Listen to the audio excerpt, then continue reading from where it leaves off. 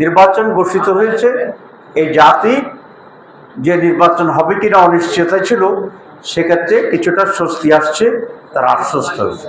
তবে আমরা অতীতে অনেকগুলো নির্বাচন দেখেছি যেটা নির্বাচনের নামে প্রহসন ছিল।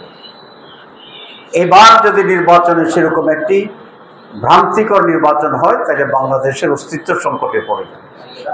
আমরা সেজন্য সরকারের কাছে দাবি জানাতে চাই, নির্বাচনের বেশ সময় আগে লেভেল প্লেইং ফিল্ড যাকে বলে, সমতল ভূমি সকলের জন্য সমান সুযোগ সুবিধা, এটা নিশ্চিত করতে হবে।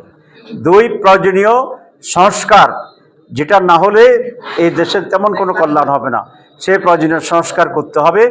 এবং বিচার কিছুটা দৃশ্যমান হয়েছে, কিন্তু মূল দোষী যারা আছে তাদের বিচারকে এই সময়ের ভিতরে সম্পন্ন করতে হবে।